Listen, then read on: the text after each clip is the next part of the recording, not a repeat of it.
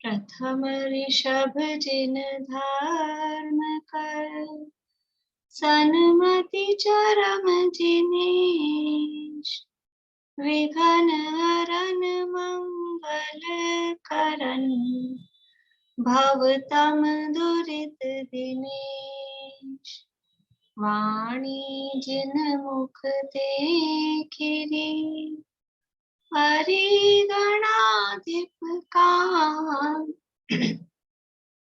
अक्षर पदमय विस्तरी, करहि सकल कल्याण। गुरु गणधर गुणधर सकल, प्रचुर परम्पर ओर।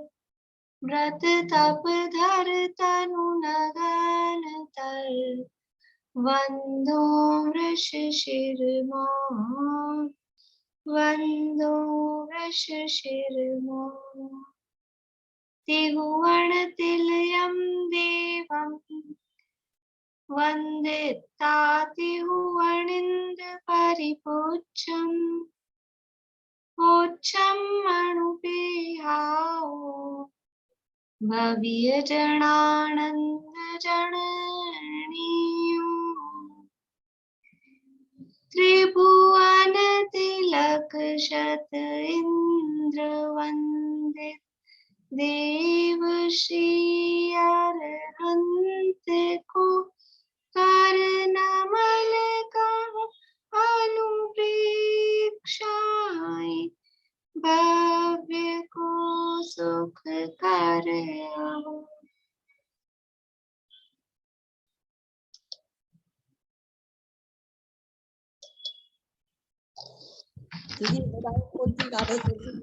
एकत्व अन्यत्र सूची आश्रव संवर्तक है, निर्जरा निकल गई।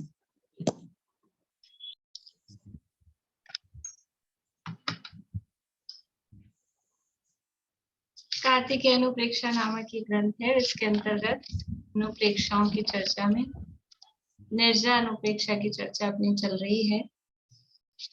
निर्जरा का स्वरूप और उसके भेद बताने के बाद में ये निर्जरा किसके होती है, तो पहली गाथा में कह दिया था ज्ञानी की होती है। पर अब ज्ञानियों के भी अलग अलग स्तर हैं, तो क्या सबकी एक सी निर्जरा होती है? तो कहा कि नहीं, जैसे जैसे उपशम भाव की और तप की वृद्धि होती है, वैसे वैसे निर्जरा भी बढ़ती भी होती है। तो वो निर्जरा की वृद्धि किस प्रकार से, किस क्रम से या किस हिसाब से होती है, वो यहाँ ये 3 गाथाओं में बताया है। असंख्यात गुणी निर्जरा के स्थान यहाँ पर बताए गए हैं। गाथा पढ़ते हैं। 106, 107 और 108 ये 3 गाथाएं हैं और उसका पद्यानुवाद भी पढ़ेंगे अपन। पेज नंबर है 49 नंबर पेज है कार्तिकेय अनुप्रेक्षा के अंतर्गत।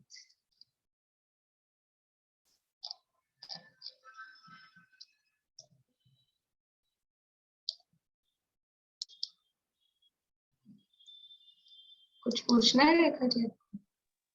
कल वाले विषय के जिसमें पूछना है कि अनंता गुणनुबंधी गाथा पढ़ ले फिर पूछते हैं।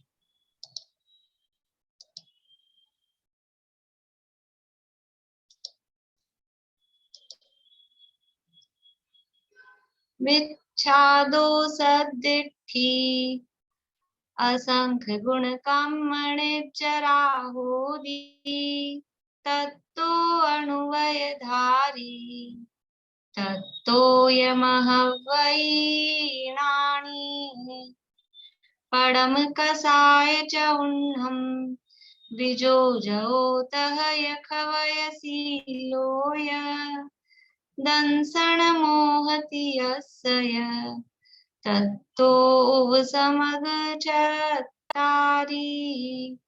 हवगो यखीण मोहो, सजोयिणा होतः अजोयिया।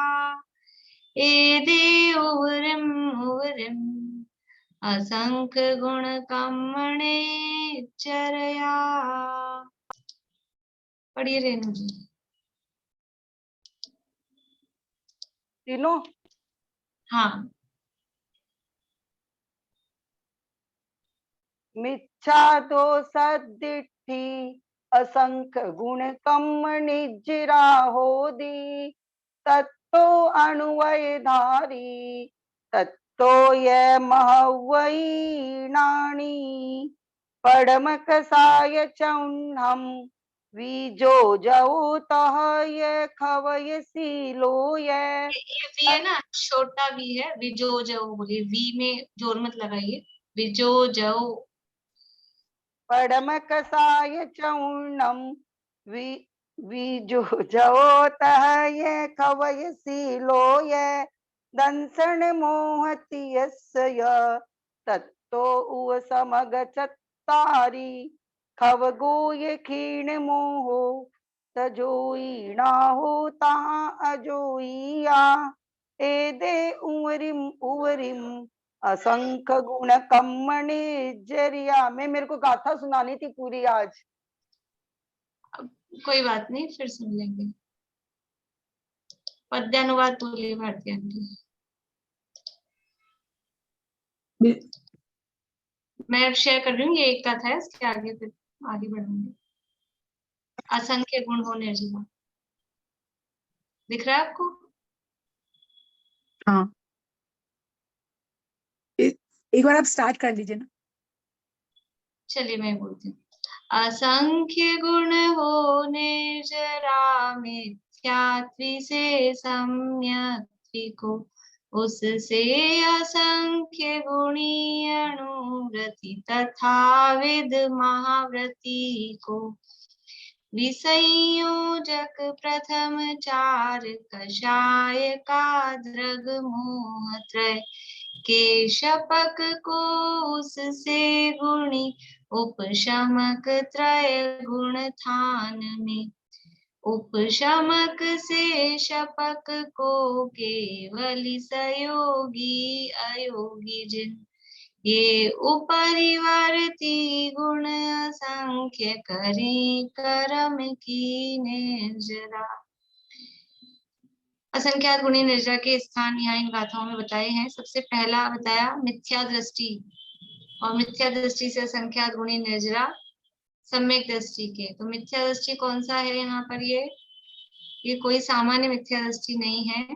तत्मोक्षम सम्यक की उत्पत्ति में जो तीन करण परिणामों से विशुद्ध मिथ्या दृष्टि है, उस मिथ्या दृष्टि की बात यहाँ पर चल रही है। उस मिथ्या दृष्टि से सम्यक दृष्टि को, यानी चतुर्थ गुण स्थानवर्ती सम्यक दृष्टि है, उसको असंयत सम्यक दृष्टि शब्द दिया है। कैसे हमको पता लगा कि यहाँ चतुर्थ गुण स्थानवर्ती सम्यक दृष्टि की बात है? तो जो शब्द दिया है असंयत सम्यक दृष्टि, असंयत सम्यक दृष्टि चौथे गुण स्थान का नाम है। गुण स्थानों के नाम किस किस को याद नहीं है?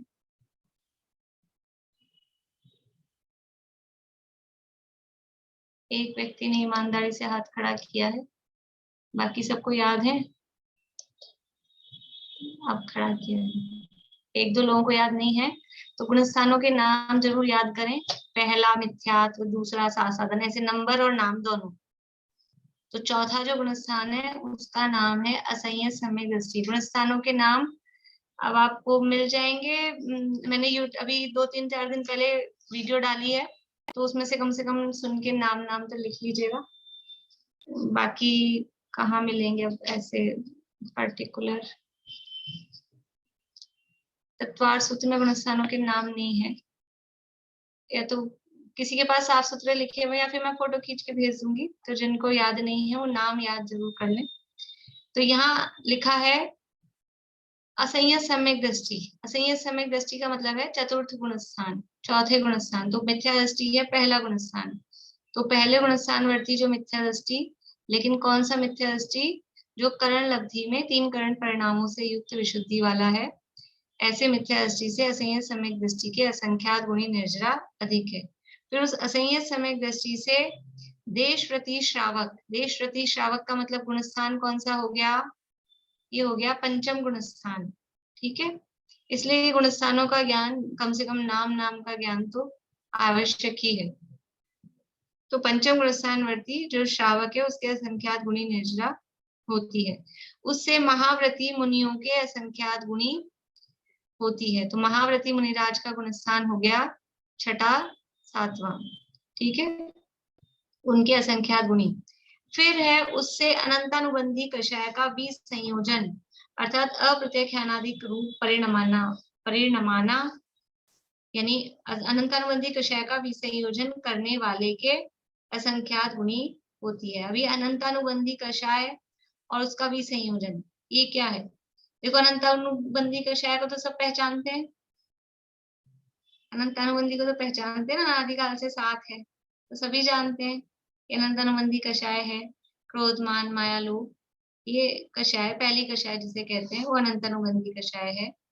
ये कषाय क्या है? जब सम्यक दर्शन होता है तो प्रथमोपशम सम्यक में भी अपन ने देखा, रत्न शावकाचार्य में अपनी चर्चा चल रही है कि जब प्रथमोपशम सम्यक तो होता है तो ये अनंतानुबंधी कषाय का भी क्या होता है, इसका भी साथ में क्या होता है? प्रथमोपशम सम्यक होता है तो इस अनंतानुबंधी कषाय का क्या होता है?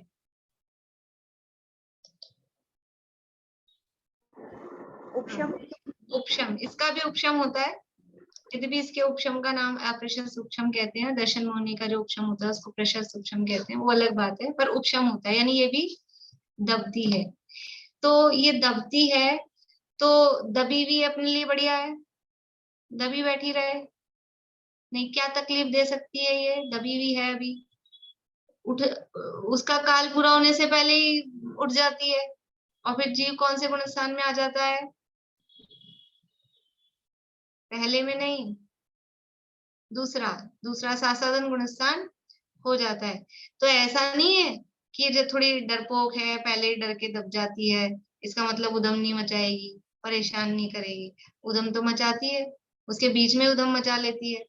तो इस अनंतानुबंधी कषाय है, यानी ये भी सम्यक का घात करने में निमित्त बनती है। तो जब प्रथमोपशम सम्यक होता है तब ये दबी रहती है, उपशमित होती है। और जब प्रथमोपशम से शैवशमिक सम्यक कन्वर्ट हुआ, मिथ्यात्व में नहीं आया जीव, अनंतानुबंधी का उदय भी नहीं आया, सम्यक प्रकृति का उदय आ गया। तो सम्यक प्रकृति का उदय आ गया तो क्या हुआ? प्रथमोपशम से वो सम्यक दर्शन कौन सा हो गया? शैवक्षमिक सम्यक दर्शन। तो शैवक्षमिक सम्यक दर्शन में यह अनंतानुबंधी का क्या स्थिति है, क्या पोजीशन है उसकी? तब भी दबी हुई है, वही स्थिति उसकी भी चल रही है, दबी हुई ही है। तो ये दबी हुई से अपने पार पड़ जाएगी क्या? दबी हुई रहेगी तो फिर कभी ना कभी उठेगी, तो इसको नाश किया जाता है। देखो, औपशमिक सम्यक्त से शैवक्षमिक सम्यक्त और शैवक्षमिक सम्यक्त से शायिक सम्यक्त की प्राप्ति होती है। से मतलब इसके बाद ही सीधा कोई अनादि मिथ्या दृष्टि है उसको शायिक सम्यक दर्शन हो जाए, नॉट पॉसिबल। अनादि मिथ्या दृष्टि को डायरेक्ट शैवक्षमिक सम्यक दर्शन हो जाए, नॉट पॉसिबल। अनादि मिथ्या दृष्टि को पहले प्रथमोपशम सम्यक दर्शन होगा, उसके बाद में शैवक्षमिक सम्यक दर्शन होगा, उसके बाद में शायिक सम्यक दर्शन होगा, तभी मुक्ति की प्राप्ति होगी। आप बोलोगे कि हमको क्यों करा रहे हो इतने सारे सम्यक दर्शन, कि मोक्ष जाना है कि नहीं जाना है, सुखी होना है कि नहीं होना है? तो मोक्ष जाने के लिए, सुखी होने के लिए शायिक सम्यक की प्राप्ति करना अनिवार्य है। और शायिक सम्यक प्राप्त करने के लिए ये स्टेप्स हैं कि पहले आप प्रथमोपशम को प्राप्त करके आ जाओ, उसका सर्टिफिकेट दिखाओ, फिर शैवक्षम को प्राप्त करके आ जाओ, उसका सर्टिफिकेट दिखाओ, तभी शायिक सम्यक की प्राप्ति होगी। ठीक है, तो अब ये शायिक सम्यक की प्राप्ति के लिए क्या है? नष्ट करना है। शायिक मतलब जिसमें सम्यक की विरोधी जितनी भी प्रकृतियां हैं वो सब नष्ट हो गई हैं, वो कहलाता है शायिक सम्यक दर्शन। तो सम्यक की विरोधी प्रकृतियां कौन सी हैं? सम्यक की विरोधी प्रकृतियां कौन सी हैं जिससे सम्यक तो घाता जाता है, नष्ट किया जाता है?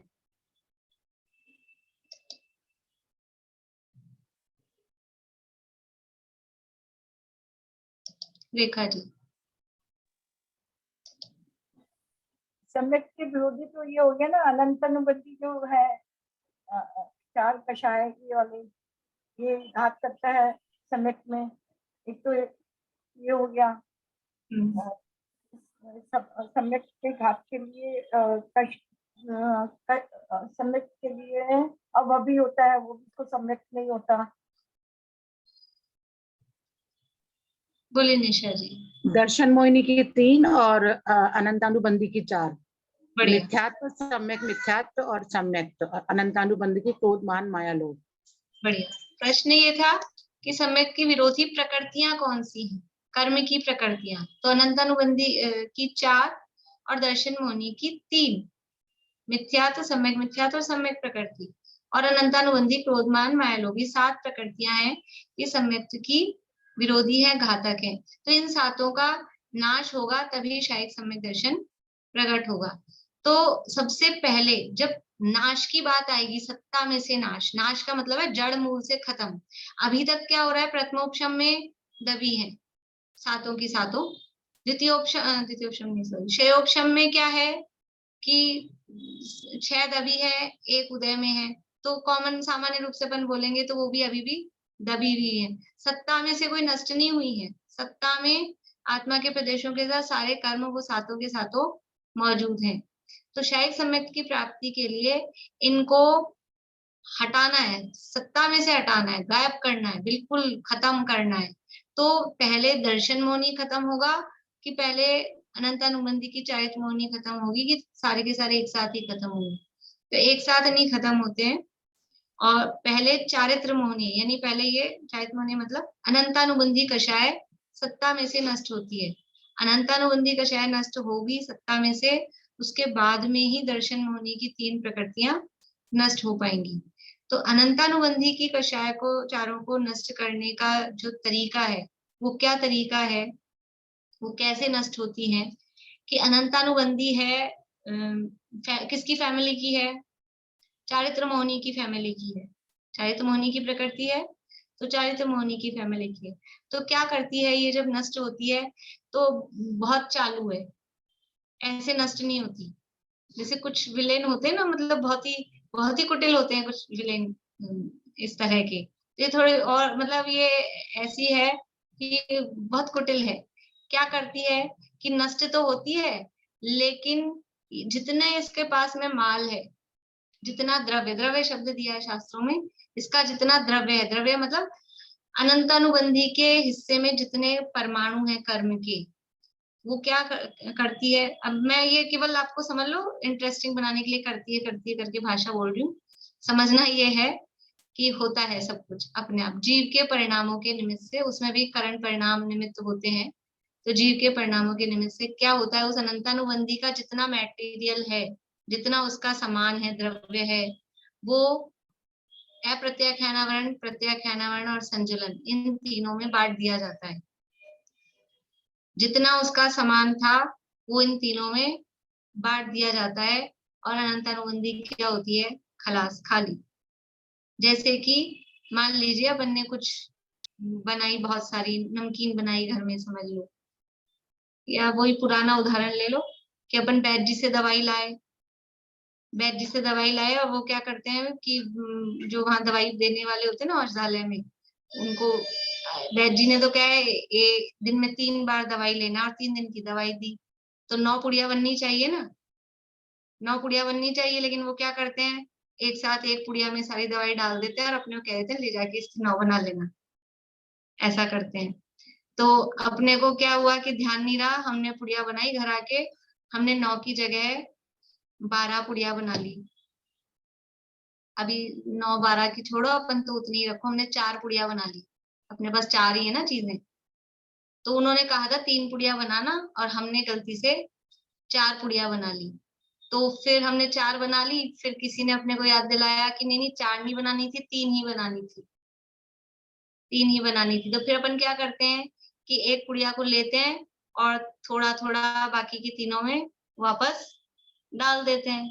तो एक पुड़िया क्या होती है, पूरी खाली हो जाती है। समझ में आ रही है बात? कुछ भी चीज में इस तरह का काम अपन करते हैं। एक पूरा अपन अपने घर में डब्बों में सामान होता है, 2 3 डब्बों में एक ही तरह की चीज अलग अलग 2 3 डब्बों में पड़ी है, थोड़ी थोड़ी थोड़ी।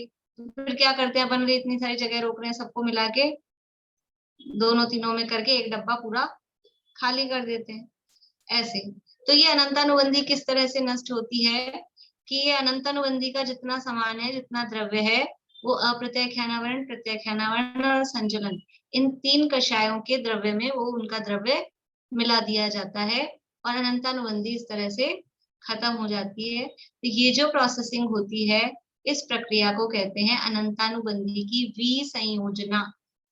ये जो शब्द दिया है, पड़म कसाय चहुन्नम विजोजो, अनंतानुबंधी की विसंयोजन, ये जो प्रक्रिया हुई, इस प्रक्रिया को बोलते हैं अनंतानुबंधी की विसंयोजना। और जो जीव ये काम कर रहा है, जिसके ये काम हो रहा है, जिसके अंदर में ये सारी प्रोसेसिंग चल रही है, उस जीव को बोलते हैं अनंतानुबंधी का विसंयोजक, विसंयोजना करने वाला, विसंयोजक।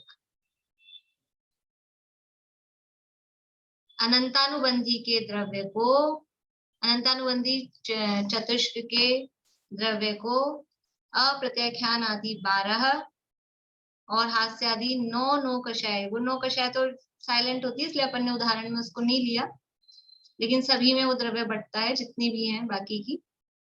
तो अनंतानुबंधी कषाय के द्रव्य को अप्रत्याख्यान आदि 12 और हास्य आदि 9 कषाय रूप परिणमित करने को विसंयोजना कहते हैं।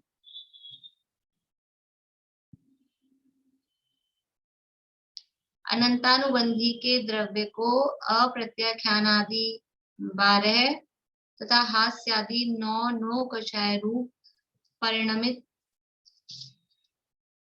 करने को या परिणमित होने को विसंयोजना कहते हैं।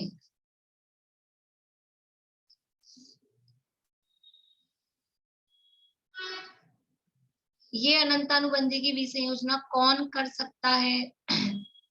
किसके हो सकती है? मिथ्या दृष्टि के हो सकती है क्या?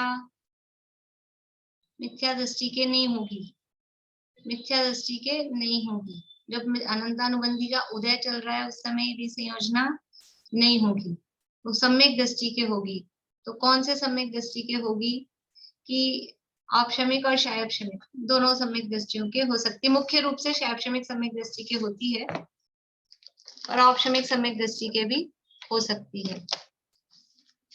तो गुणस्थान कौन सा होगा? कौन से गुणस्थान में होती है अनंतानुबंधी की विसंयोजना? कौन से गुणस्थान में होती है? तो चौथे में भी हो सकती है, 5वें में भी हो सकती है, 6ठे 7वें में भी हो सकती है। चारों गुणस्थानों में से किसी भी गुणस्थान में ये अनंतानुबंधी की विसंयोजना हो सकती है। यानी जो क्षयोपशम सम्यक दर्शन के जो गुणस्थान है, क्षयोपशम या प्रथमोपशम सम्यक के जो गुणस्थान है 4 से 7, उन चारों गुणस्थानों में किसी भी गुणस्थान में ये अनंतानुबंधी की विसंयोजना हो सकती है। इसको किए बिना कोई जीव क्षयिक सम्यक दर्शन की प्राप्ति नहीं कर सकता। तो इसको हमने अलग शब्द क्यों दिया विसंयोजना? ऐसे कह देते अनंतानुबंधी का नाश। इसको अलग नया सा नाम क्यों दिया? जबरदस्ती हमको याद करने के लिए कठिनाई बढ़ा देते हैं आचार्य लोग, सीधे सीधे से शब्द दे देते। तो इसको अलग शब्द क्यों दिया? कि ऐसे ही जबरदस्ती हमको परेशान करने में उनको मजा नहीं आता है। इसका एक विशेष कारण है। क्या कारण है? कि ये अनंतानुबंधी की विसंयोजना हुई और समझ लो आपको सर्टिफिकेट मिल गया कि आपकी अनंतानुबंधी नष्ट हो गई है, लेकिन ये सर्टिफिकेट क्या बोलते हैं, कुछ लिमिटेड टाइम के लिए वैलिड होता है। मतलब कि यदि आपने उस पर्टिकुलर टाइम के अंदर अंदर दर्शन मोह का नाश नहीं किया, तो फिर आपकी अनंतानुबंधी जो अभी खत्म दिख रही है, ये वापस से प्रकट हो जाएगी। इसलिए इसको नाश नहीं कह रहे, क्योंकि ये अनंतानुबंधी की जो विसंयोजना हुई है, ये वापस से संयोजना भी हो सकती है। कब हो सकती है? किसके हो सकती है? कि अगर दर्शन मोह का नाश नहीं किया, एक लिमिटेड टाइम, जो भी टाइम है, उस टाइम के अंदर अंदर अगर दर्शन मोह का नाश कर दिया, तब तो आपकी अनंतानुबंधी परमानेंट नष्ट हो गई। लेकिन अगर दर्शन मोह का नाश नहीं किया तो ये जो अभी अनंतानुबंधी का नाश किया है, मतलब इस योजना की है, ये वापस से प्रकट हो जाएगी, फिर से सत्ता में आ जाएगी। तो अनंतानुबंधी की पुनः संयोजना भी हो जाती है। कैसे हो जाती है कि हमने 4 पुड़िया की 3 पुड़िया की थी, फिर कोई आया कि नहीं आपको 4 ही बनानी थी, 3 नहीं बनानी थी, तो फिर क्या होता है कि फिर अपन वापस से थोड़ा थोड़ा द्रव्य तीनों में से लेते हैं और एक पुड़िया फिर से तैयार कर देते हैं। तो ऐसे करके वो वापस से 4 हो जाती है। तो अनंतानुबंधी वापस से जब होती है तो वापस से वो थोड़ा थोड़ा द्रव्य उन तीनों में से लेती है और नई भी बन जाती है, उसमें भी द्रव्य आ जाता है, तो वापस से भी अनंतानुबंधी उठ खड़ी होती है। तो इसलिए इसको अलग से नाम दिया है, क्योंकि इसमें ये है कुछ अलग टाइप से। वरना तो एक बार नष्ट हो गया कर्म तो नष्ट हो गया, लेकिन ये यद्यपि नष्ट हुई, लेकिन इसके साथ में दर्शन मोह का नाश होना अनिवार्य है। अगर दर्शन मोह का नाश नहीं हुआ तो ये वापस से प्रकट हो जाती है, संयोजित हो जाती है। इसलिए इसके नाश की प्रक्रिया को विसंयोजना शब्द दिया गया है।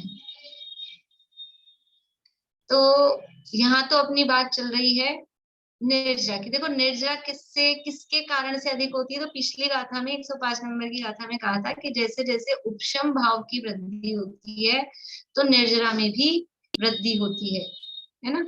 तो जो करण लब्धि में स्थित मिथ्या दृष्टि है उससे उपशम भाव मतलब विशुद्धि की, वो चौथे गुण स्थानवर्ती सम्यक दृष्टि के विशुद्धि अधिक है। फिर चौथे वाले से 5वें वाले की विशुद्धि अधिक है। 5वें गुणस्थान वाले से जो मुनिराज हैं, 6ठे 7वें गुणस्थानवर्ती, उनके विशुद्धि अधिक है। अब आप देखो कि जो 6ठे 7वें गुणस्थानवर्ती मुनिराज हैं, उनके बाद किसका नंबर आ रहा है, ये अनंतानुबंधी की विसंयोजना करने वाले का। और अनंतानुबंधी की विसंयोजना कौन कौन से गुणस्थान में हो सकती है, अभी बताया। अनंतानुबंधी की विसंयोजना कौन कौन से गुणस्थान में हो सकती है, चौथे से 7वें तक, चौथे से 7वें के बीच में कभी भी हो सकती है। अब आप देखिए कि कोई सामान्य मुनिराज हैं 6ठे 7वें गुणस्थानवर्ती, 6ठे 7वें गुणस्थानवर्ती कोई मुनिराज है, मुनि दशा में है, उनके जितनी निर्जरा हो रही है उससे कोई जीव चौथे गुणस्थान में है, अभी शैवशम सम्यक दृष्टि है, और वो करण परिणाम उसके अंदर चल रहे हैं, यानी विशेष विशुद्धि उसके अंदर हो रही है, और उनके निमित्त से उसके अनंतानुबंधी की भी संयोजना हो गई। तो जिस समय उसके वो अनंतानुबंधी की भी संयोजना हुई है, उस समय उसके चौथे गुणस्थान वाले के उन महाव्रती मुनिराज से भी असंख्यात गुणी निर्जरा अधिक हो रही है, ये विशुद्धि, यानी अनंतानुबंधी की वो विसंयोजना कर रहा है ना, विशेष काम कर रहा है। सामान्य परिणामों से वो खत्म थोड़ी ना होगी, वो द्रव्य भी तीनों में मिल रहा है, ऐसे नहीं होता है सामान्य परिणामों से। विशेष विशुद्धि, इन सब कामों में करण परिणाम चाहिए होते हैं। अभी करण का स्वरूप अपने इसमें आने वाला है रत्नगण शावकाचार में। तो करण लब्धि, विशेष करण, अधय करण, अपूर्व करण, अनिवृत्ति करण, ये 3 करण प्रथमोपशम सम्यक्त में, अनंतानुबंधी की विसंयोजना करने में, दर्शन मोह का क्षय करने में, उपशम श्रेणी में, शपक श्रेणी में, द्वितीय उपशम सम्यक्त में, सब में करण परिणाम चाहिए होते हैं। तो विशेष विशेष एक्सट्रीम विशुद्धि इनमें चाहिए होती है। तो इसलिए उस समय उसके, यदि वो, ऐसा भी हो सकता है कि अनंतानुबंधी की विसंयोजना कोई मुनिराज ही कर रहे हो, तो एक सामान्य मुनिराज है 6ठे 7वें गुणस्थानवर्ती, और एक ये मुनिराज है जो अनंतानुबंधी की विसंयोजना कर रहे हैं। तो सामान्य मुनिराज के तो रेगुलर जितनी होती है उतनी होगी, और जो ये अनंतानुबंधी की विसंयोजना कर रहे हैं इनके और असंख्यात गुणी निर्जरा अधिक होगी। तो ये असंख्य मतलब इनसे उन मुनिराज से जो ये अनंतानुबंधी की विसंयोजना करने वाले व्यक्ति हैं, उनके असंख्यात गुणी निर्जरा होती है। ये उत्तरोत्तर अधिक समझना, इससे उसके ज्यादा ऐसा। अब इसके बाद है तह यह खवण सीलो यह दंसण मोहत यस, कि ये पूरा एक जुड़ेगा, खवण सीलो यह दंसण मोहत यस, यानी दर्शन मोहत यस, दर्शन मोह की 3 का, खवण सीलो उनका खवण शपण नाश करने वाला जो व्यक्ति है, तो अनंतानुबंधी का जो विसंयोजना कर रहे हैं उससे भी असंख्यात गुणी निर्जरा किसके होती है? जो दर्शन मोह की तीन, कौन सी तीन? मिथ्यात्व, सम्यक मिथ्यात्व और सम्यक प्रकृति। इन तीन का जो क्षय कर रहा है, इन तीन को जो नष्ट कर रहा है, उस जीव के ये अनंतानुबंधी की विसंयोजना करने वाले से भी असंख्यात गुणी निर्जरा अधिक होती है। ये कौन से गुण स्थान में होता है दर्शन मोह का क्षय? दर्शन मोह का क्षय कौन से गुण स्थान में होता है? 5वें गुण स्थान में।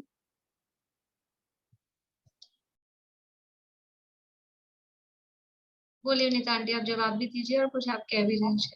पहली बात तो ये चौथे पांचवें छठे में हो सकता है, क्योंकि उपसम वाला होगा तो वही छाई करेगा, तो चौथा पांचवा छठा तीनों हो सकते हैं उसको। तीन ही होंगे, सातवां क्यों नहीं? सातवां भी होगा जी, सातवां भी, चौथा पांचवा छठा सातवां। 4 से 7, वही 4 से 7 गुण स्थान, इनके बीच में किसी भी गुण स्थान में दर्शन मोह का क्षय हो सकता है।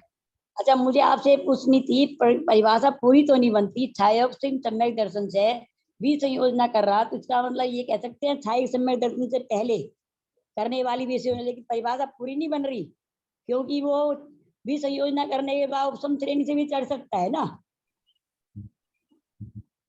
है ना। तो वो ना तो छाया सम्यक दर्शन किया उसने, तो छाया से पहले कहने में परिभाषा पूरी भी नहीं बन रही, नहीं बन रही ना, परिभाषा भी नहीं बन रही, और यही कहा जाएगा बस परिभाषा वही है, अभी जो मैंने लिखवाई ना परिभाषा वही बनेगी।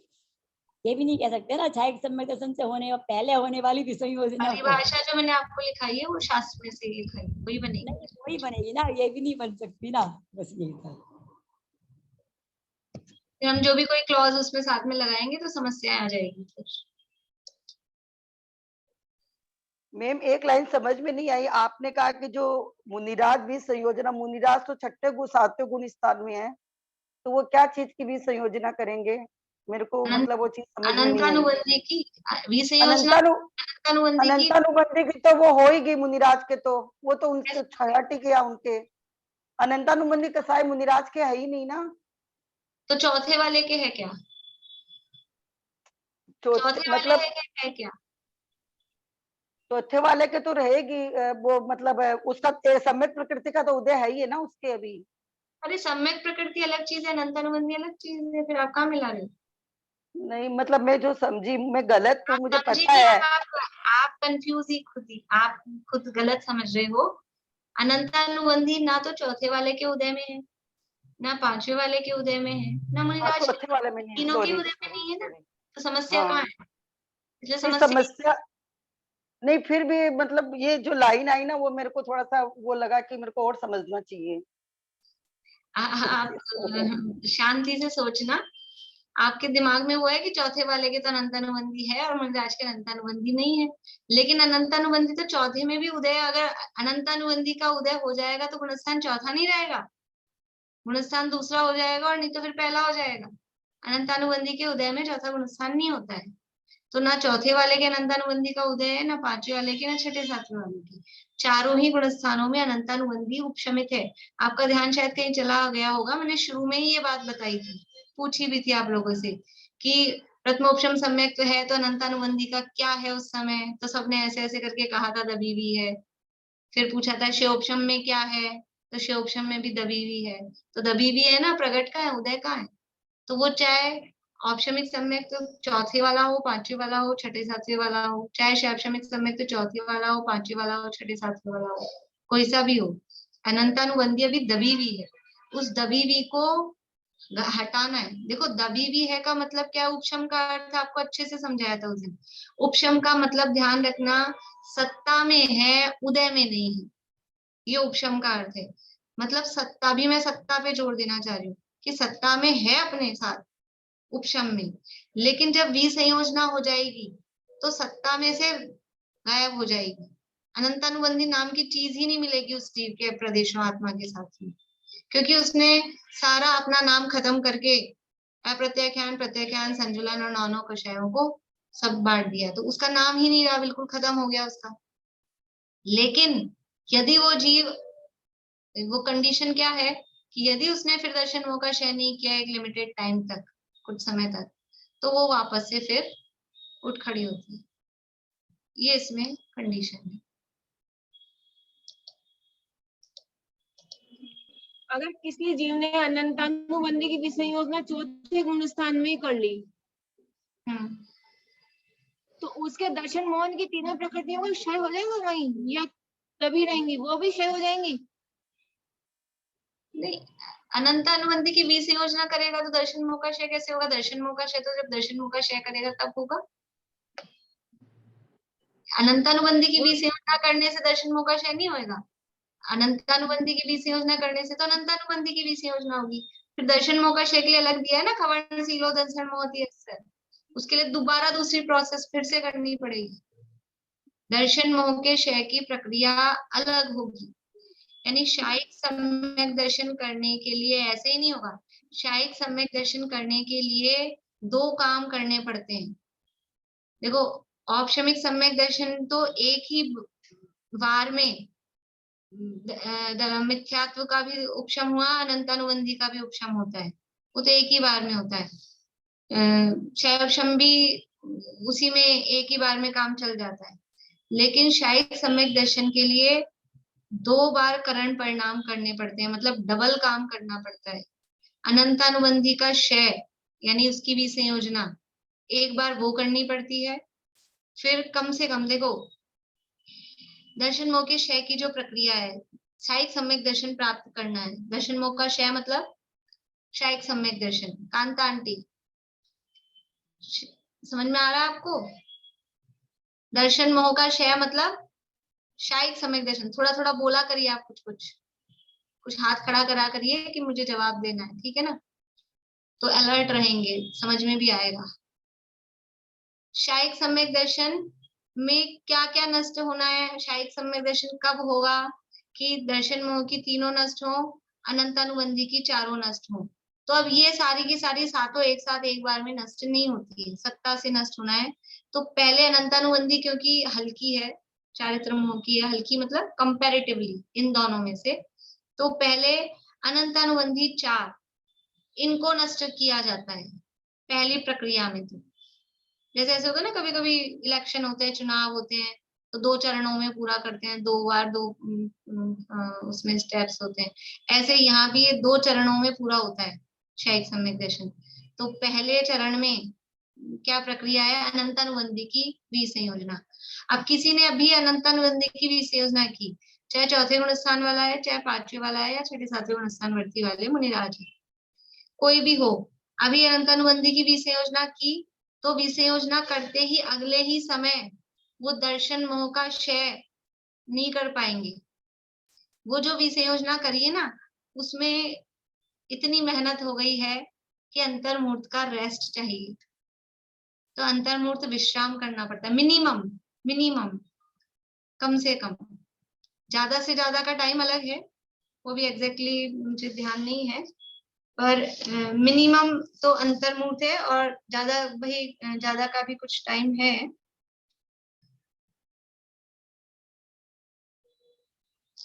मैं देख के बता दूंगी आपको फिर। तो अनंतानुबंधी का विसंयोजना हुई, क्षय हुआ, फिर अंतर्मूर्त रेस्ट होता है, और फिर तुरंत ही फिर से वो इतनी विशुद्धि उसकी मेंटेन रहती है, और वो दर्शन मोह का क्षय करने का काम करता है, और दर्शन मोह का क्षय कर देता है, शायिक सम्यक दर्शन प्रकट हो जाता है। ये तो है, समझ लो, सबसे बेस्ट काम तुरंत ही कर दे, जो मिनिमम टाइम जितना लगना है उतने में उसने ये काम कर लिया। लेकिन कोई जीव ऐसा है जिसने अनंतानुबंधी की विसंयोजना कर दी, और वो रेस्ट करने का जो टाइम मिला था उसमें उसने अच्छा खासा रेस्ट कर लिया, तो आगे उसको आलस आ गया, और फिर वो बोला भी करेंगे बाद में दर्शन मोह का क्षय, और वो समझ लो कि उपयोग उसका अन्य दूसरे भावों में लग गया, परिणामों में विशुद्धि नहीं हुई। तो कुछ समय उसका ऐसा बीत गया, और इतना समय नहीं बीता कि वो अनंतानुबंधी की विसंयोजना उसकी लैप्स हो जाए, कुछ समय उसका बीत गया, उसके बाद में फिर उसको वापस जागा रहे, नहीं मेरा ये खत्म होने वाला है वैलिडिटी, इससे पहले अपना काम कर लें, ऐसा होता है।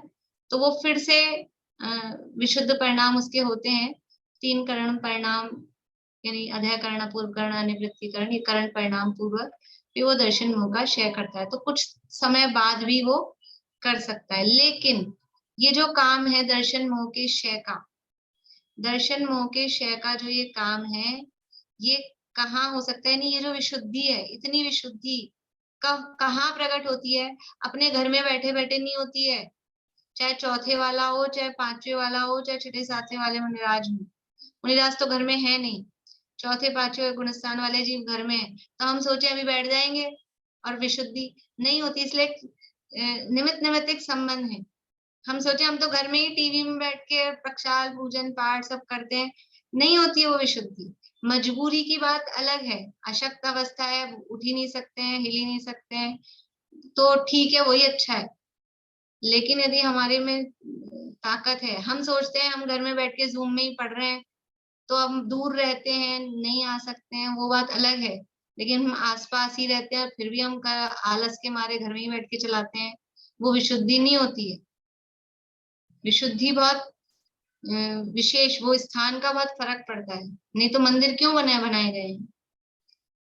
तो क्षयिक सम्यक दर्शन यानी दर्शन मोह का क्षय कहाँ होता है?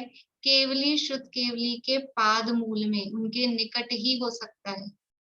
कोई घर में बैठे बैठे कहीं भी किसी भी जगह सोचे कि हम दर्शन मोह का क्षय कर लेंगे, तो नहीं होगा। सम्यक दृष्टियों के हो रहा है ना ये काम, सम्यक दृष्टियों को भी वो विशुद्धि वो आवश्यक है। ऑलरेडी सम्यक दृष्टि है, औपशमिक या शैक्षमिक सम्यक दृष्टि है। दर्शन मोह का क्षय करने वाला तो शैक्षमिक सम्यक दृष्टि ही होगा। औपशमिक सम्यक दृष्टि दर्शन मोह का क्षय नहीं करेगा, वो तो शैक्षमिक सम्यक दृष्टि ही होगा। तो ऑलरेडी शैक्षमिक सम्यक दृष्टि है, फिर भी दर्शन मोह का क्षय करने योग्य विशुद्धि वो केवली शुद्ध केवली के पाद मूल में, मतलब या तो समावशरण में, या कोई शुद्ध केवली मुनिराज हो ऐसे द्वादशांग के पाठी, उनके निकट में ही इस तरह की विशुद्धि, मतलब कितना जो काम वहां होता है समावशरण में तीर्थंकर परमात्मा के निकट, हम सोचे घर में ही कर लेंगे, ऐसा नहीं होता। इसलिए वहां मंदिर जाने से क्या लाभ है? बालबोध में लाभ पढ़ा है हमने। मंदिर जाने से परिणामों में निर्मलता आती है, आत्मा में शांति प्राप्त होती है। तो वो परिणामों में निर्मलता उनके आश्रय से होती, अपने ही में ही है, वो कुछ करते नहीं है, लेकिन निमित्त नैमित्तिक संबंध ऐसा होता है कि उनके प्रभाव से हमारे भी परिणाम विशुद्ध होते हैं। तो जब तक हमारी यानी अवस्था अशक्त नहीं है, बिल्कुल हम उठ के जा सकते हैं। मंदिर जाना चाहिए, मंदिर जाके ही दर्शन करने चाहिए। और अगर स्वाध्याय मंदिर में होता है, प्रवचन हॉल में, तो वहीं जाके स्वाध्याय बैठ के पढ़ना सुनना चाहिए। ये तो सब एक्स्ट्रा है और मजबूरी वाले काम है वास्तव में। देखिए, बोलिए भाई साहब। मैंने उस समय यही सोच के हाथ उठाया था कि मतलब जो ये इतनी विशुद्धि कहाँ से आती है, तो केवली शुद्ध केवली के पाद मूल में आती है। लेकिन विषय योजना के लिए मतलब ये जरूरी नहीं है। दर्शन विशुद्धि, हाँ, केवल जो है वो जो है दर्शन मोह के क्षय, दर्शन मोह के क्षय के लिए जो है ये विशुद्धि आवश्यक है। केवल के पाद मूल की अनिवार्यता, दर्शन मोह के क्षय के लिए विषय योजना के लिए वो अनिवार्यता नहीं है। जी जी। ये विषय योजना के समय जैसा आपने बोला था कि वो मटेरियल जो रहता है वो बांट देते, तो मेरे मन में ऐसा आया कि अनंतानुबंधी की जो स्टेट है वो अप्रत्याख्यान, प्रत्याख्यान, हास्यादि इन लोगों को बांट दी जाती है। यदि टाइम लिमिट के पहले इसके याद नहीं रहा, नहीं तो फिर वो संयोजना हो जाती, तो वापस वो स्टेट आ जाती वापस, ऐसा कर सकते हैं। हाँ, वही तो बताया कि वो वापस वो वही वाले परमाणु आएंगे, ऐसा नहीं है, लेकिन उनमें से भी द्रव्य उसको बट के उसको भी दे देते हैं। ऐसा होता है ना, मतलब जैसे समझ लीजिए अपन कहीं जा रहे हैं ट्रेन में और सब अपना अपना हम भोजन लेके जाते हैं, टिफिन लेके जाते हैं। अब कोई व्यक्ति का अचानक से मूड बन गया, छोड़ने आया था किसी को और कि मैं भी चलूं, मान लो यात्रा जा रहे हैं, उसका मूड बन गया, तो सबने कहा चलो चलो कर लेंगे एडजस्ट। तो फिर क्या करते हैं कि सब अपने अपने में से थोड़ा थोड़ा भोजन सब शेयर कर लेते हैं। तो ऐसे ही वो अनंतानुबंधी आ गई वापस, मैं तो कुछ लेकर ही नहीं आई, तो उन तीनों ने और बाकी 9 कषायों ने वापस थोड़ा थोड़ा दे दिया, और वो खुद आई तो थोड़ा साथ में तो बंधता ही है, जब बंद होता है तो साथ में वो बनता है और वो भी बांध देते हैं, तो इस तरह से संयोजना भी हो जाती है। तो समझ में आया आप लोगों को ये दो चीजें, अनंतानुबंधी की विसंयोजना और दर्शन मोह का क्षय। यद्यपि अभी अपन ने दर्शन मोह के क्षय की प्रक्रिया यहाँ कुछ नहीं पढ़ी है, ना मैं अभी पढ़ाने वाली हूँ, वो प्रक्रिया अलग है, प्रोसेसिंग, लेकिन ये काम होता है। शायिक सम्यक्त के लिए ये दो काम होते हैं, अनंतानुबंधी की विसंयोजना ये अलग होती है, और दर्शन मोह की 3 प्रकृतियों का क्षय वो अलग होता है, और दोनों काम अलग अलग होते हैं, और दोनों में अलग विशेष विशुद्धियों की आवश्यकता होती है। बोलिए रेखा जी। दर्शन मोह का क्षय जो बोले, उसमें मिथ्यात्व का क्षय तो पहले ही हो जाता है। नहीं, अभी जो अपन बोलते हैं ना, सम्यक दर्शन हो गया तो मिथ्यात्व नष्ट हो गया, ये सामान्य कथन है, स्थूल कथन है। मिथ्यात्व नष्ट नहीं हुआ है, उदय में से नष्ट हुआ है, मतलब उदय में नहीं है, सत्ता में पड़ा है। औपशमिक सम्यक्त्व में भी मिथ्यात्व सत्ता में है, शैवशमिक सम्यक्त्व में भी मिथ्यात्व सत्ता में है। इसलिए मैंने आपको शुरू दिन में जब रत्नाचार्य की वो बात चल रही थी, तब आपको उदय, बंध, सत्ता ये बताई थी, अलग अलग चीजें। तो हम सामान्य कथन, हम जनरल बोलते हैं, सम्यक दर्शन हो गया तो मिथ्यात्व नष्ट हो गया, लगता भी ऐसा ही। अब जब पहली बार जो बताते हैं तो हम भी बचपन में ये समझते थे कि मिथ्यात्व तो नष्ट हो गया, अब फिर किसको नष्ट कर रहे हैं? जब नष्ट ही हो गया है तो फिर नष्ट दोबारा से किसको कर रहे हैं? तो वहां नष्ट होने का मतलब सत्ता में से नष्ट होना नहीं है, वो उदय में से नष्ट हुआ है, उदय में नहीं आ रहा है, सत्ता में पड़े रहते हैं। औपशमिक में भी और शैवशमिक में भी। उदयाभावी क्षय हो गया क्या मिथ्यात्व का? शैवशमिक में तो उदयाभावी क्षय ही है, शैवशमिक में तो उदयाभावी क्षय है, और औपशमिक में उपशम है उसका। अच्छा, और तो दर्शन मोह का नष्ट कब होता है, कौन से गुण स्थान में? दर्शन मोह क्षयिक में 11वें? नहीं, दर्शन मोह का क्षय चौथे से 7वें के बीच में किसी में भी हो सकता है, चौथे में भी हो सकता है, 5वें में भी हो सकता है, छठे में भी, 7वें में भी, किसी में भी, इन चारों गुण स्थान में से किसी भी गुण स्थान में दर्शन मोह का क्षय हो सकता है, उसके ऊपर नहीं। उसके ऊपर तो या तो जाएंगे तो श्रेणी के गुण स्थान है, तो वहां प्रोसेसिंग नहीं होगी क्षय करने की, प्रोसेसिंग वो होगी 4 से 7 गुण स्थान के बीच में ही होगी।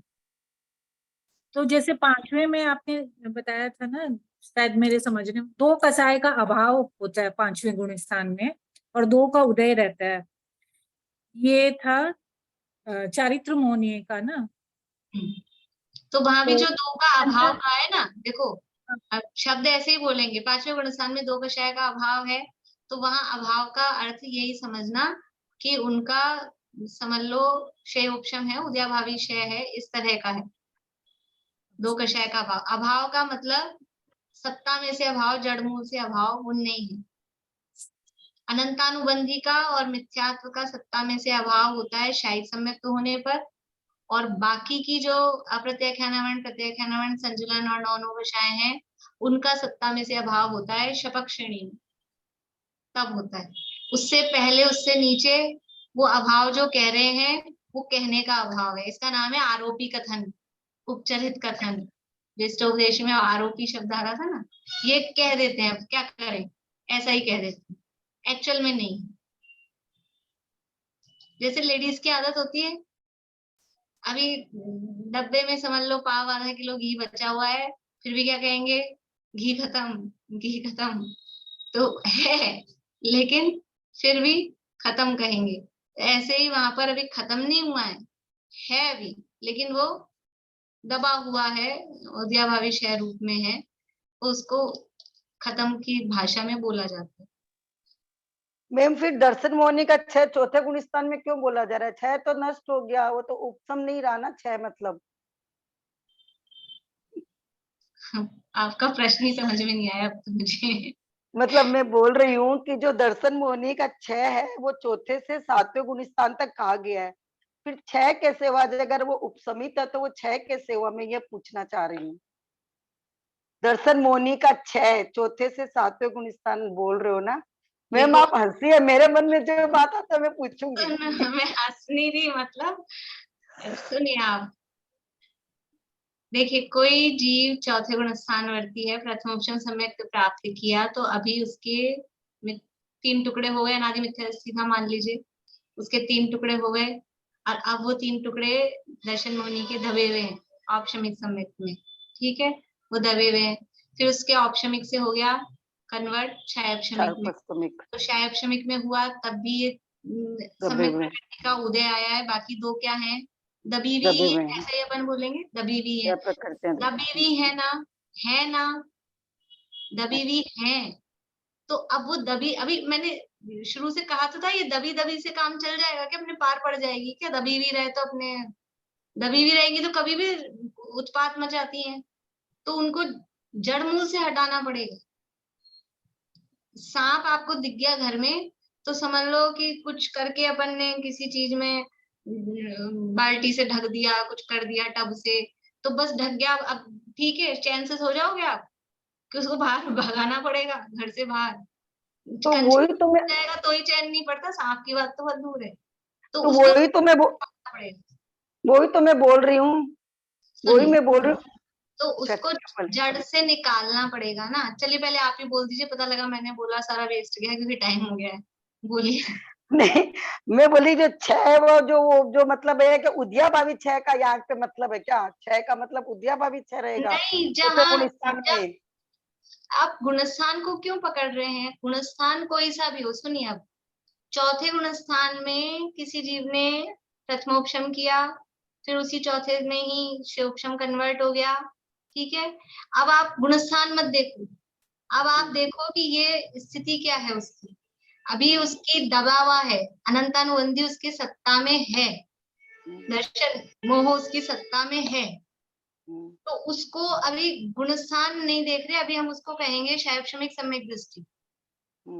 अब उसको शायिक सम्यक करना है, तो उसी गुणस्थान में रहता हुआ वो गया कहीं समावेशन में गया, और उसकी विशुद्धि इतनी अधिक हुई, तो उसने अनंतानुबंधी की विसंयोजना की, और फिर थोड़ी देर बाद में ये जो सत्ता में रखी थी तीनों प्रकृतियां, मिथ्यात्व, सम्यक मिथ्यात्व और सम्यक प्रकृति का उदय भी चल रहा है, तो मिथ्यात्व सम्यक मिथ्यात्व को तो खत्म किया दबीवी में से ही, और सम्यक प्रकृति उदय में आके जितनी थी वो पूरी चुक जाती है, खत्म हो जाती है, कुछ नई बनती तो है नहीं सम्यक प्रकृति, बंधता अकेला मिथ्यात्व ही है, और मिथ्यात्व से ही टुकड़े होके इनको भाग मिलता है, तो नई तो बंध ही नहीं रही, मिथ्यात्व भी नहीं बनता है सम्यक दृष्टि के, तो नया तो कुछ बंध नहीं रहा है, नई कमाई तो हो नहीं रही है इन तीनों की किसी की, जो पुराना है उसी को खत्म करना होता है।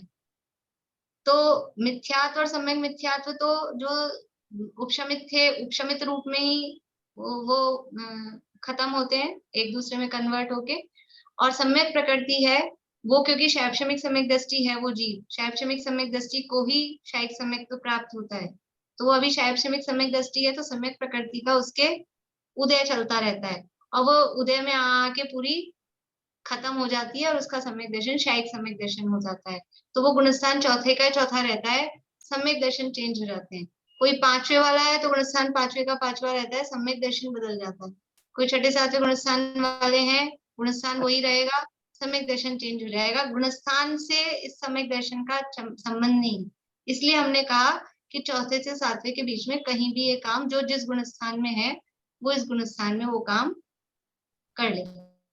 मैं समझ गई मैम, अच्छे से, थैंक यू। चलो आपको समझ में आ गया, तो ये बोलिए आशा आंटी।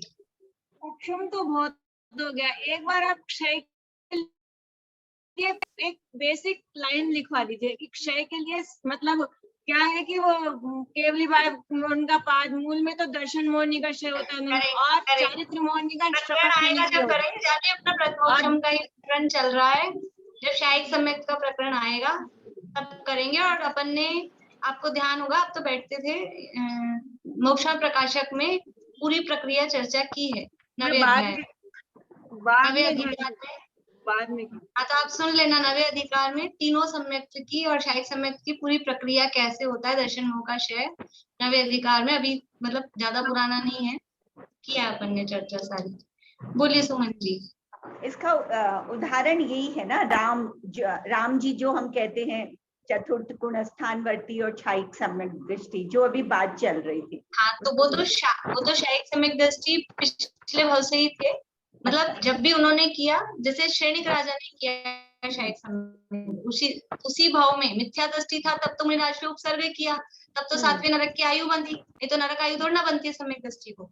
और फिर जब मुनिराज का उपसर्ग दूर हुआ और उन्होंने सद्धर्म वृद्धि रस्तु ये आशीर्वाद दिया, तो उसका परिणाम बदले, और फिर मुनिराज के उपदेश से वहीं तो प्रथमोपशम सम्यक प्राप्त किया, और वहीं प्रथमोपशम से शिवोपशम में कन्वर्ट हो गया। उसके बाद में महावीर भगवान के समर्षण लगा हुआ था, महावीर भगवान के समर्षण में गया तो केवली का पादमूल मिल गया, और वहां अनंतानुबंध की 20 योजना भी की, दर्शनों का क्षय भी किया और शायद सम्यक प्रकट किए। ये सारा काम श्रेणिक राजा ने श्रेणिक राजा के भाव में। और उसके बाद में क्योंकि आयु बंधी हुई थी नरक की, तो पहले नरक चले गए तो चले गए। सम्यक दृष्टि जीव को फिर सहजता होती है। चाहे सम्यक दृष्टि राजा श्रेणिक को पता था कि नहीं उस श्रेणिक के भाव में कि मैं नरक में जाने वाला हूँ, पता था, समर्षण में दिव्य ध्वनि में सब आ गया था, और सगे संबंधी दुखी हो रहे थे, वो बोल रहे थे कि जहाँ जाना है वहां जाएंगे, निश्चित क्रम के अनुसार जहाँ भी जाना होगा जाऊंगा, भव से होना है पार बंधुवर, यही भावना भाऊंगा। अब मुझे कोई सा भी भाव, मुझे तो भव से पार होना है, एक आध भाव कोई सा भी मिलता है मिल जाओ। उनको तो आगे सिद्ध दशा दिख रही है कि अगले भाव में आके तीर्थंकर होके मोक्ष जाना। इसलिए तो ये शाही सम्यक दर्शन का उदाहरण आपको, या तीनों सम्यक दर्शन का, शाही की नहीं, तीनों ही सम्यक दृष्टि यानी होता है ऐसा, ये पुराण हमको उदाहरण प्रस्तुत करते हैं कि ऐसे इस तरह से होता है। चलिए समय बहुत हो गया, शेष चर्चा अपन कल करेंगे। जिनवाणी स्तुति।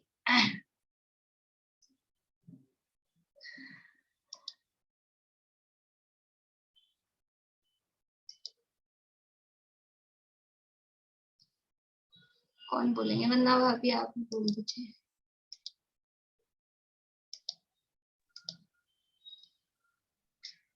अहो चैतन्य आनंदमय सहज जीवन हमारा है, अनादि अनंत पर निरपेक्ष ध्रुव जीवन हमारा है।